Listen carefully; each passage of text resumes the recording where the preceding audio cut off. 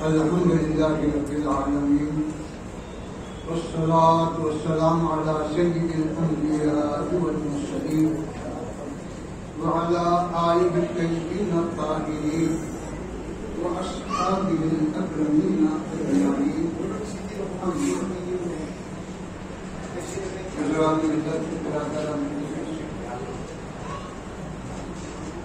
آپ اچھی طرح جانتے ہیں کہ انسان کے پیدا کیے جانے کا مقصد کیا ہے، کیونکہ اللہ سبحانہ و تعالیٰ کی مخلوق پہ آپ غور کرتے ہیں تو 1 2 لاکھ کروڑ 10 کروڑ ارب اتنی مخلوق نہیں ہے، بے شمار چھوٹی سے چھوٹی مخلوق کی ہے، بڑی سے بڑی کی ہے، جان والی کی ہے، بے جان کی ہے، پڑھنے والی کی ہے، نہیں پڑھنے والی کی ہے.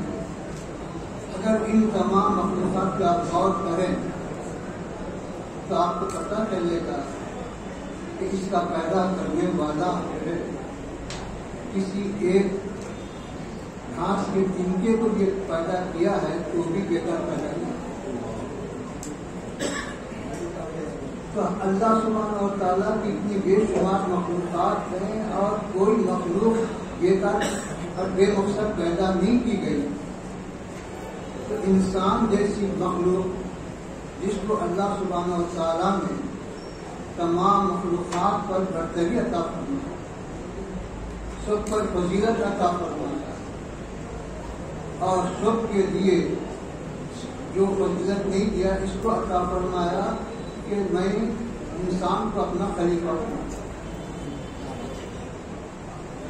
جب اللہ سبحانہ و تعالیٰ اعلان فرمایا فرشتوں کے سامنے کہ دیکھو میں زمین میں اپنا ایک خلیفہ بنانے والا ہوں، تو خلیفہ بنانے کا مطلب ہی ہے کہ وہ تصرف کرے گا، وہ انتظام کرے گا، ساری چیزوں کو اپنے تحت کرے گا، تو وہی خلیفہ. اگر کوئی بادشاہ ہے اور اس کے پاس حکومت نہیں ہے تو بادشاہ کیا ہے؟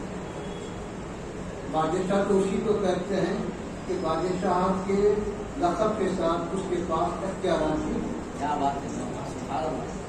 اس کے پاس جو ہے اس کے تصرف کی کوئی چیزیں بھی ہوں، تو وہی بادشاہ ہے، کوئی حاکم ہے، ورنہ خالی دے کر لقب دینے سے کچھ. تو اس طرح سے جو ہے جب اللہ سبحانہ و تعالیٰ جو ہے ساری مخلوقات میں خلافت کا تاج انسان کو پہنایا اور فرشتوں کے سامنے اعلان کیا انی جاعل فی الارض خلیفہ، کہ میں زمین میں اپنا ایک خلیفہ بنانے والا ہوں. تو فرشتے اس وقت معروضہ کی، کیا معروضہ کی؟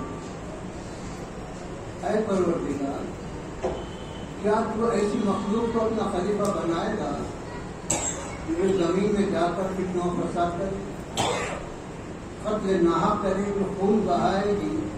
ایسی مخلوق کو تو اپنا جو خلیفہ بنائے گا کیا؟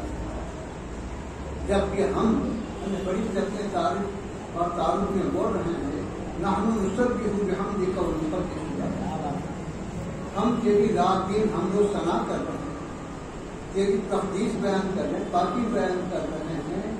ہم یہ گناہ کبھی فرشتے سے کوئی گناہ نہیں کرتے، بالکل معصوم، نورانی مخلوق. اور نور کا اقتضا یہ ہے کہ وہ ہمیشہ محفوظ رہے، گناہوں سے پاک رہے، نیکیوں کی طرف بھی جاتا رہے، ہمیشہ خیر کی طرف بھی جاتا رہے. نور کا تخلق ہے، تو نور سے بنی ہوئی مخلوق ہے، ہمیشہ پاکی میں ہے، تسبیح میں ہے، تقدیس میں ہے، ذکر میں ہے، اور کوئی گناہوں سے نہیں ہوتا. لیکن ایسی مخلوق کو رکھتے ہوئے کہ اللہ جو ہے انسان کو جو ہے بنا رہا ہے قلب. اور فرشتے جو اعتراض کیے اس کی نفی نہیں کیا، ہاں وہ خلق ناف نہیں کرے گا، نہیں کرنا، وہ زمین میں فساد نہیں کرے گا، نہیں کرنا. پھر کیا بول کر خاموش کیا؟ انی اعلم ما لا تعلمون. آپ تم یہ ظاہر کو تو دیکھ رہے ہیں، ان کے ان چیزوں پہ تمہاری نظر ہے ضرور، لیکن اس کے اندر میں جو خوبی رکھتا ہوں، اس کے اندر میں جو کمال رکھتا ہوں، وہ تم نہیں جانتے.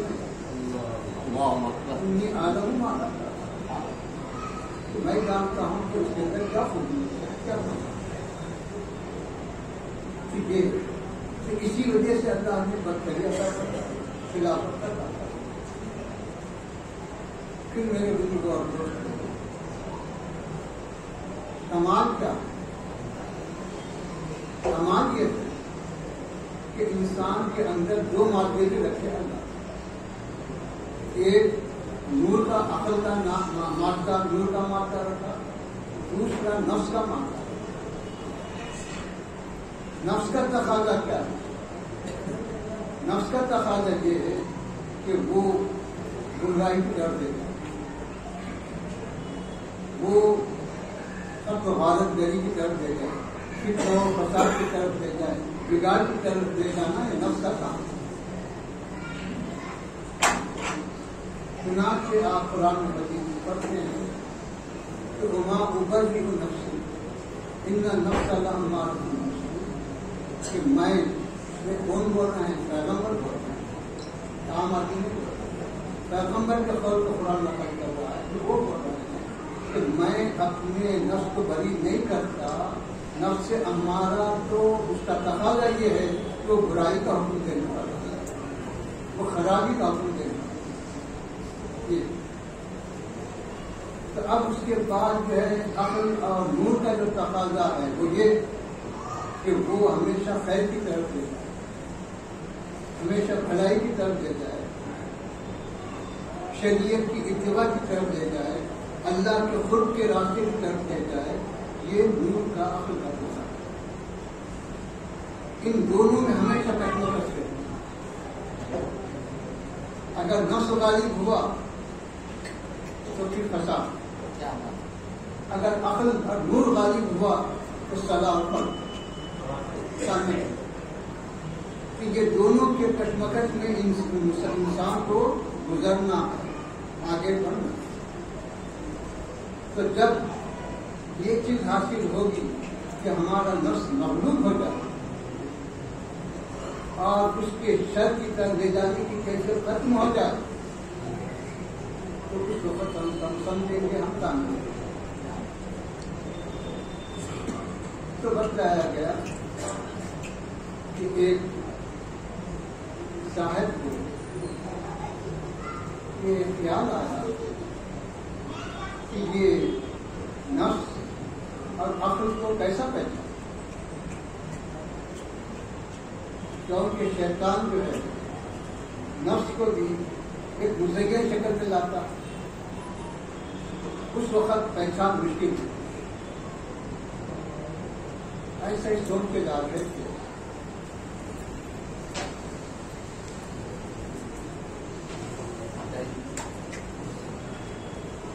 حضرت امام زین العابدین رضی اللہ تعالیٰ عنہ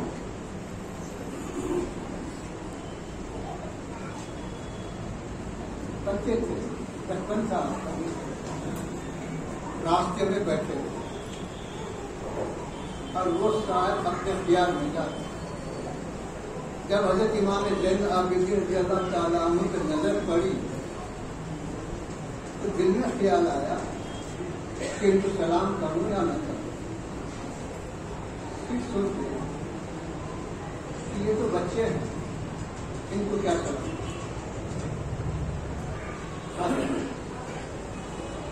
آگے بڑھنے کے بعد پھر خیال آیا اگر بچے بھی ہیں تو بچے کو سلام کرنے میں کیا حرج ہے.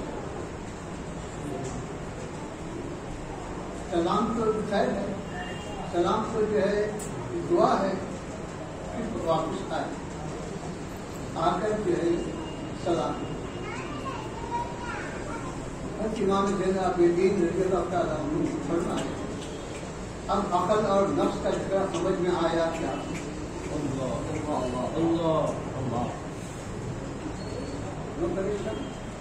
وہ تو میرے دل کا خیال ہے. میرے اپنے نفس کے اندر کی بات تھی، جن کو میں بچہ سمجھ رہا تھا وہ کیسے پہچان کہ یہ کیا معاملہ ہے؟ تو فرمایا کہ پہلا جو خیال تم کو آیا وہ نفس، دوسرا جو خیال آیا وہ نور تھا، اس کی تک پہچان یہ تو رستہ نہیں۔ تو اس طرح سے جو ہے صحابہ کرام رضی اللہ تعالیٰ عنہم یقیناً وہ تسبیح لے کے نہیں ہوتے، اور کوئی ایسا مجاہدے زیادہ جنگل میں گئے فلاں کرے نہیں کرے، یہ صحیح کیوں نہیں کرے؟ آدمی محنت کرتا کیوں؟ محنت بلا وجہ نہیں کرتا کوئی آدمی، کسی نہ کسی مقصد کے لیے کرتا، کسی چیز کو حاصل کرنے کے لیے کرتا۔ تو جو مقصد کے لیے محنت کرنا تھا صحابہ کرام کو اللہ سبحانہ و تعالیٰ نے اپنے حبیب پاک علیہ السلام کے سب سے بغیر میں بغیر محنت کے عطا کر دیا کہ ان کا تزکیہ ہونا، ان کا دل صاف ہونا، ان کے مراتب بلند ہونا، تو ان کو محنت کی ضرورت ہے۔ حضور پاک علیہ السلام کا ایک منٹ کا دیدار بھی ان کو سب سے اعلیٰ سب سے افضل بنا۔ صحابی کی تعریف تو آپ جانتے ہیں، صحابی کی تعریف کہیں یہ نہیں بتلائی گئی کہ جو آدمی ابتداء نماز پڑھا وہ صحابی، جو علم کی ڈگری رکھا وہ صحابی، یا ان کے روزے رکھا، ان کے خیرات کیا، ان کے حج کرا۔ صحابیت کا تعلق نہ علم سے ہے نہ عمل، کچھ نہیں، نہ علم کی ضرورت ہے نہ عمل کی ضرورت ہے، نہ علم سب کے بغیر، علم کے بغیر، عمل کے بغیر، سب کے بغیر اللہ نے ان کو سب سے اعلیٰ کیا۔ یہ صحابی کی تعریف۔ تو میرے بزرگوں تو جب یہ چیز ہے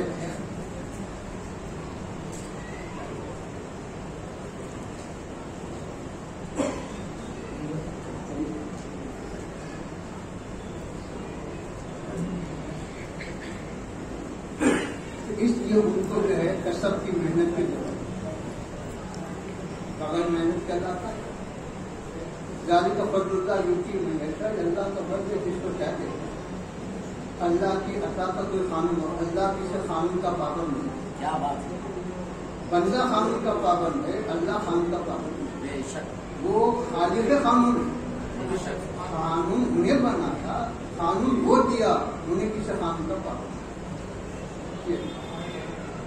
تو اس طرح سے جو ہے بتایا گیا کہ صحابہ یہ نہیں کرے، وہ نہیں کرے، نہیں کرے، اس وجہ سے نہیں کرے کہ ان کو کرنے کی ضرورت نہیں پڑی، بغیر محنت ان کو اللہ دے دیا۔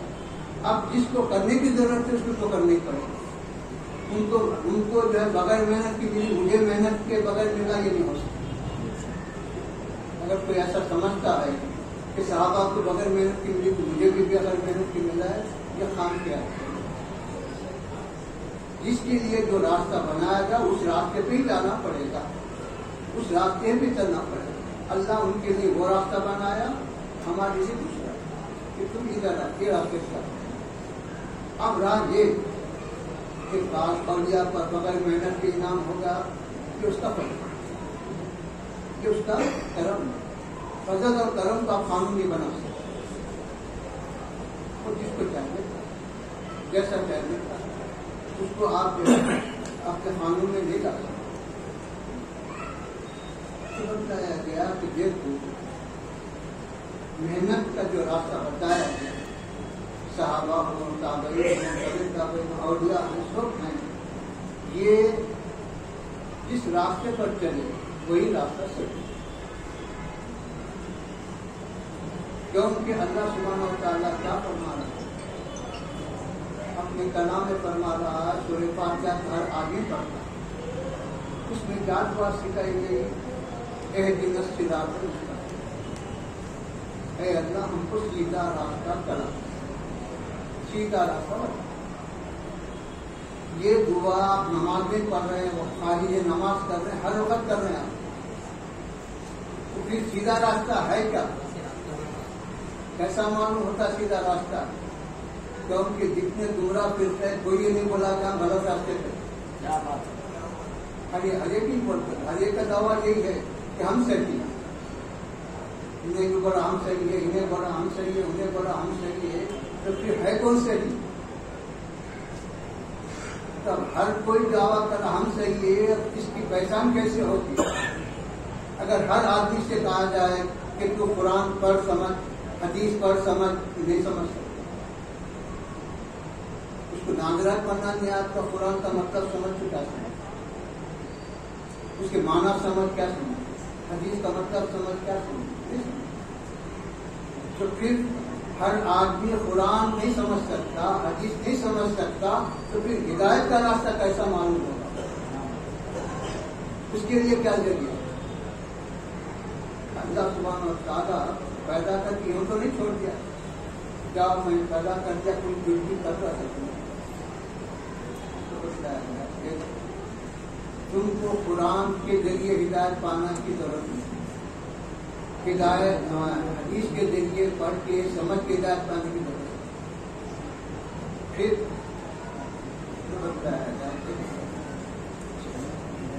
میرے محبوب بندے، میرے مقبول بندے، جن پہ میں نے انعام کیا،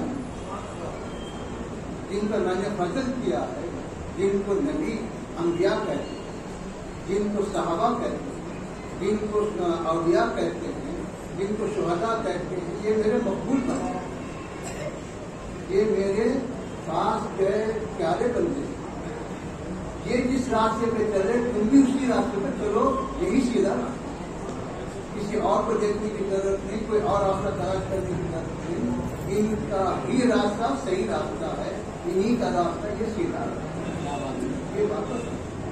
اب 12 جھگڑوں میں جائیں گے تو پھر وہ ہم نے انہیں کیا بولا، ہم نے کیا بولا، انہیں یہ بولا، ہمیں یہ بولا، یہ تو وہ تو شیطان جو ہے ایک چیز کے 12 چیزیں بنا، کیا بات ہے، اس کو بگاڑنے کے واسطے کچھ دیر نہیں، اور ہم یہ نہیں سمجھے کہ نہ سمجھے کہ صاحب ہمارا کو شیطان کیا کرتا ہے، یاد رکھو شیطان جو ہے صحابہ کو نہیں چھوڑا، کامیاب نہیں ہوا ہوگا، لیکن صحابہ کے پاس بھی گیا، ان کو رات سے شیطان کی کوشش کی، تابعین کے پاس گیا، اولیاء کے پاس گیا، ہر ایک کے پاس گیا، انہیں اپنی محنت سے کبھی جو ہے پیچھے نہیں ہٹا، اس کا کام راستے سے ہٹانا بھٹکانا، تو انہیں اپنے کام میں برابر لگا ہوا ہے، انہیں کبھی کوتاہی نہیں کرتا اپنے کام، اگر ہم سے کوتاہی ہوئی تو پھر وہ کام بتلایا گیا کہ سن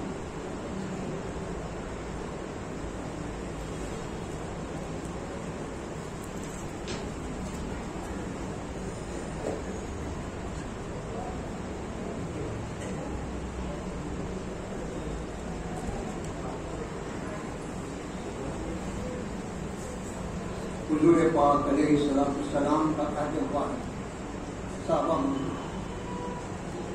حضور پاک علیہ السلام کے پاس کچھ مال آئے، اس کی حفاظت کے لیے حضور پاک علیہ السلام نے حضرت ابوبکر کو مشورہ کہ دیکھو یہ مال ہے، یہ امانت ہے، یہ کسی کو بھی کچھ بھی اس میں سے نہیں دینا، ایک جو امانت ہے اس میں حضور کا فرمان، اب اس کے بعد دینے کا کیا سوال؟ رات میں ایک شخص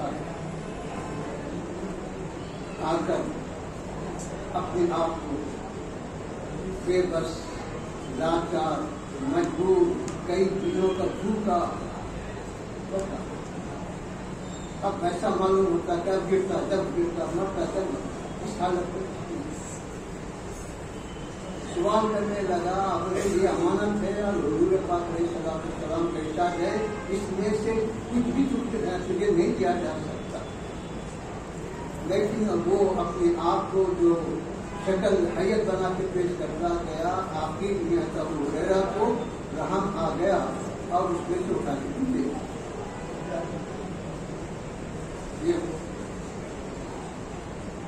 صبح میں حضرت ابو ہریرہ رضی اللہ تعالیٰ عنہ دربار اقدس میں آئے. حضور پاک علیہ السلام مسکراتے ہوئے فرمائے کہ اے ابو ہریرہ،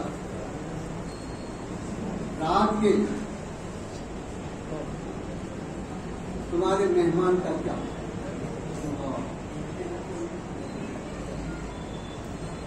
حضرت ابو ہریرہ پریشان، آنے والا اکیلا، اس کے ساتھ کوئی نہیں، اور میں اکیلا، میرے ساتھ کوئی نہیں. لیکن ان ساری چیزوں کو حضور پاک علیہ السلام کہ آنے والا آیا اور میں دیا، جبکہ کوئی دیکھا بھی نہیں. لیکن آپ فرما دیں کہ آنے والے کا کیا؟ تو فوری توبہ کی اور کہنے لگے حضور میرا ہرگز مقصد نافرمانی، حضور حکم نہیں ہے، لیکن اس کی حالت پہ مجھے رحم آ گیا، اس کی وجہ سے بے ساختہ میں گئی.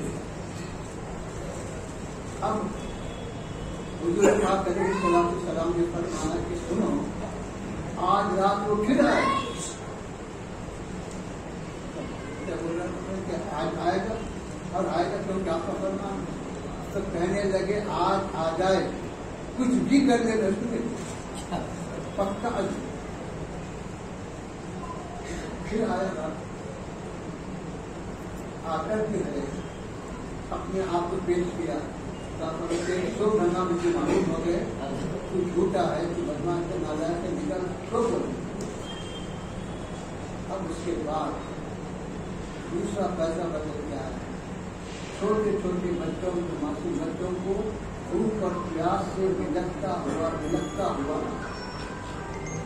لا کے بول رہا ہے کہ اے ابو ہریرہ، مجھ پہ رحم نہیں کرتے تو مت کرو، یہ معصوم بچوں پہ رحم.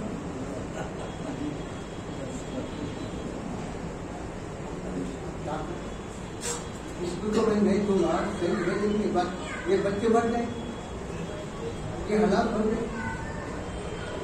اب مجبور ہو گئے. پھر دربار اقدس میں صبح حاضری ہوئی. پھر حضور پاک علیہ السلام نے فرمایا کہ اے ابو ہریرہ، رات کے مہمان کرتا ہے. بہت کوشش کیا، بھرپور کوشش کیا کہ نہ دوں، لیکن وہ اپنے چھوٹے چھوٹے بچوں کو بھوکا پیاسا لا کے تڑپتا ہوا کرتا ہے کہ مجھ سے سوال کیا تو رحم آتے. پھر حضور پاک علیہ السلام نے فرمایا کہ اے ابو ہریرہ، آج آپ پھر آئے.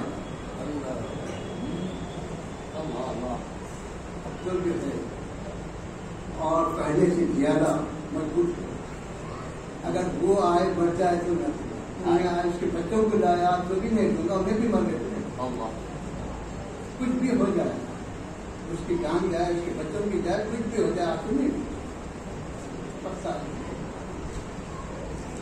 پھر رات پھر آیا، آ کے اپنے آپ کو پیش کرا. بولے نہیں ہو سکتا، جتنی کوشش کرنا تھا کر دیا. بچوں کو لایا، پھر وہاں جتنی کوشش کرنا تھا کر دیا. بولے آپ کو کچھ ہو جائے. اب مایوس ہو کے پوچھنے لگا اے ابو ہریرہ، کیا آپ کو جنت کے خواہش نہیں؟ کون مسلمان ہے جو کہے گا آپ جنت کے خواہش؟ جنت کے خواہش ہے، جنت کو اٹھاتے دعا کرتے جنت کے لیے. کہنے لگا اگر میں ایسی چیز بتاؤں جس کی وجہ سے آپ جنت میں جائیں تو کیا مجھے دیں گے آپ؟ ابھی جنت کا راستہ پھر ادھر نہیں دینے کا مجھے. اچھا کیا ہے بتا؟ کیا بتایا؟ کوئی بڑا عمل نہیں بتایا، کوئی بڑی چیز نہیں بتایا. یہ بتایا کہ سونے سے پہلے سورہ بقرہ آمنہ رسول سے آخری تک پڑھ کے سو جاؤ، اللہ اس کی وجہ سے تم کو جنت دے۔ اب آپ بتلائیے، کوئی کفر کی بات نہیں بتا رہا، کوئی شرک کی بات نہیں بتا رہا، کوئی نافرمانی کی بات نہیں بتا رہا، کوئی گناہ کی بات نہیں بتا رہا، اچھی بات بتا رہا ہے۔ تو کون آدمی ہے جو اچھی بات کو قبول نہیں؟ یہ تو بہت صحیح کام، قرآن ہے، اللہ کا کلام، اور پڑھنے سے سونے سے پہلے پڑھنا وہ کوئی بڑا مشکل کام نہیں، خوش ہوئے اور پھر دربار اقدس میں حاضری ہوئی۔ پھر حضور پاک علیہ السلام نے فرمایا اے ابو ہریرہ، تمہارے رات کے مہمان کا کیا؟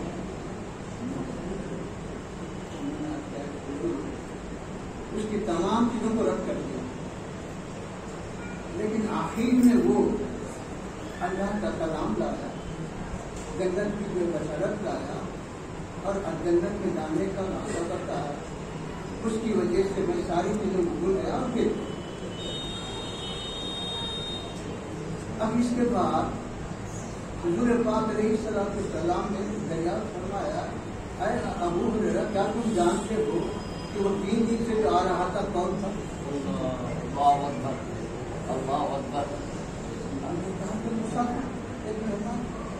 بس یہ آپ نے فرمایا کہ نہیں، وہ آنے والا ابلیس تھا، شیطان، جو 3 دن سے تم کو آ رہا تھا، جو ہے اپنا معروضہ کر رہا تھا، تم سے لے رہا تھا، وہ کوئی اور نہیں بلکہ ابلیس۔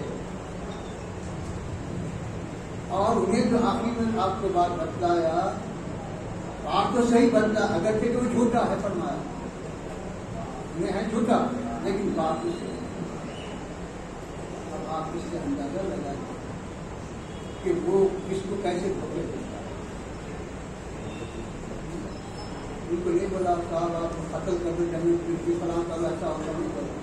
نیک کو نیکی میں دھوکہ دیتا، عالم کو علم میں دھوکہ دیتا، جس کو جو میدان کا آدمی ہے اس کو اس میدان میں دھوکہ دیتا ہے، یہ اس کا کام ہے۔ اس سے بچنا یہ انسان کا کام ہے کہ اس کے دھوکے سے بچنا، اس کے فریب سے بچنا، اس کے فتنے سے بچنا، یہ انسان کا کام ہے۔ حضرت باہر سے گستان کیا جاتا ہے، مشہور اللہ والے، اللہ کے ولی نماز کو مسجد کو جا رہے، مسجد کے راستے میں ایک دن ٹھہرا، سب جا رہے نیکی نہیں دیکھے، حضرت دیکھے پہچان نہیں، وہ دیکھے یہ تو نماز سے کیا کر رہا، یہ سجدہ نہیں کر کے مار کھایا، تو اب یہاں کیوں کھڑا ہو؟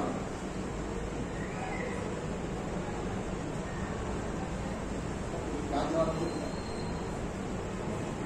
کوئی اور بات نہیں ہو رہا، اور نماز پڑھنے کے وقت آیا، نیند پڑھا، وہ کچھ نہیں پڑھا، ایک ہی بات پوچھا حضرت سے، کیا آپ اس بات کا فتویٰ دیتے کہ غیر اللہ کو سجدہ جائز ہے؟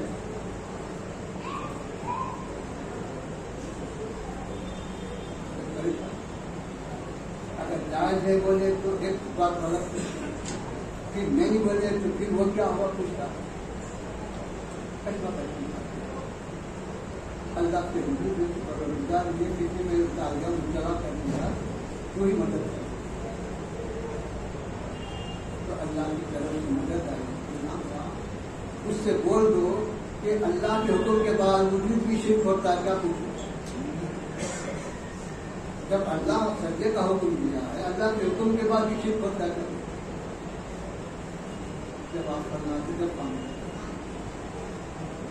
یہ کہ جو ہے ہم یہ سمجھتے ہیں کہ نہیں یہ کام نیک ہے، یہ اچھا کر رہے ہیں، ہم کیا وہ غلط بول رہے ہیں، ہم کیا غلط کر رہے ہیں، ہمارے خیال میں کسی کام کا اچھا نہ وہ اچھے ہونے کی جگہ نہیں، ہماری فکر میں کسی چیز کا اچھا نہ وہ اچھے ہونے کی جگہ نہیں، وہی کام اچھا ہے جو اللہ کے پاس نہ ہو۔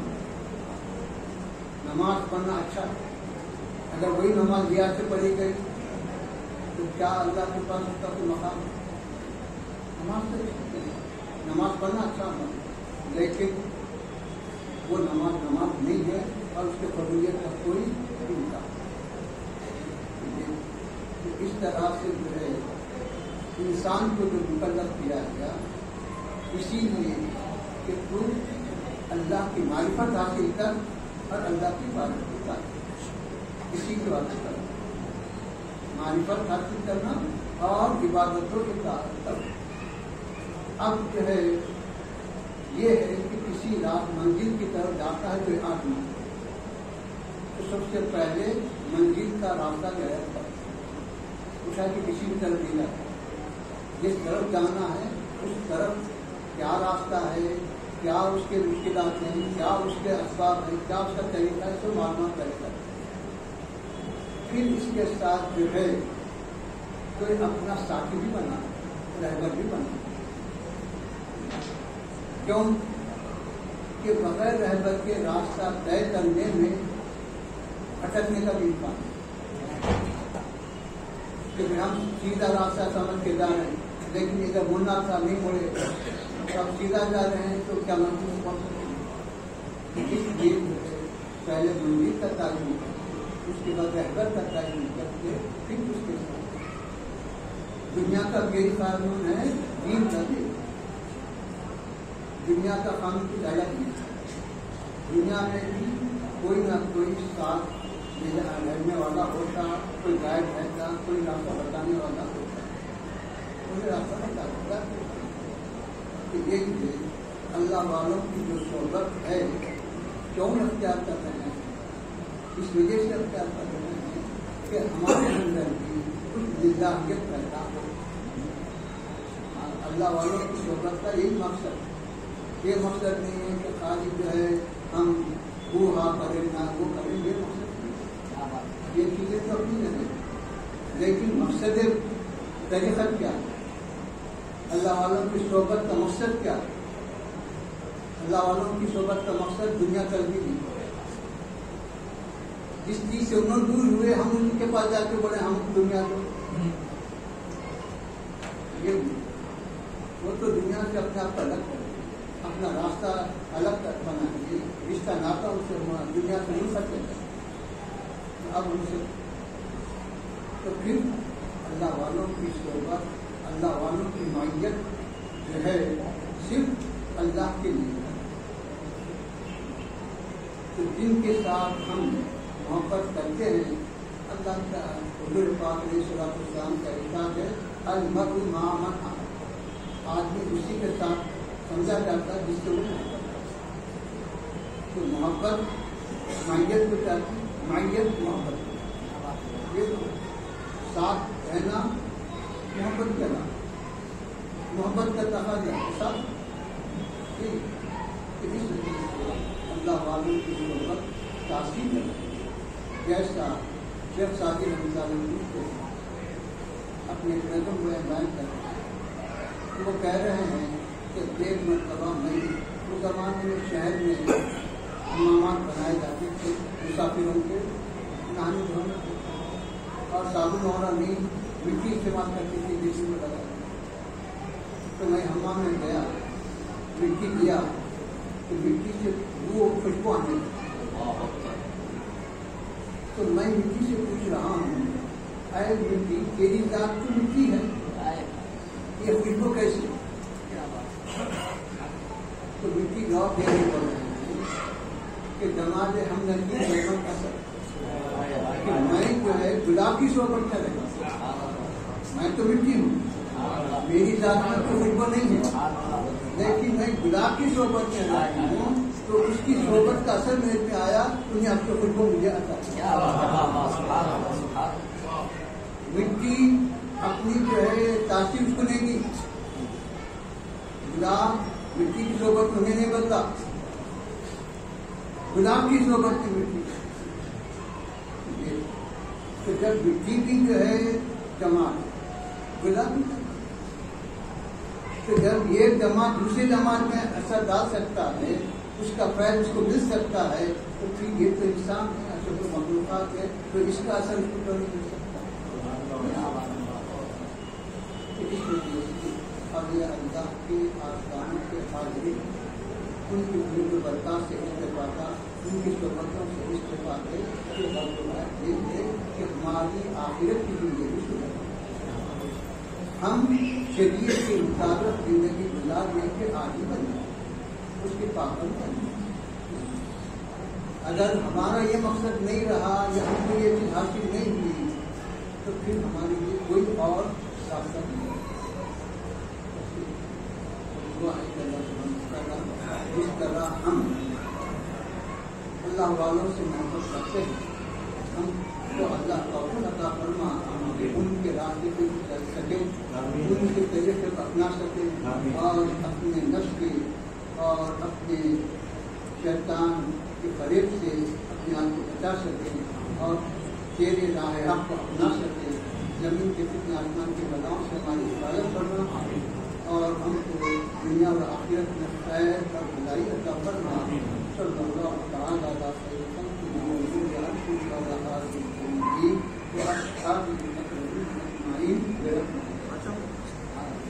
محترم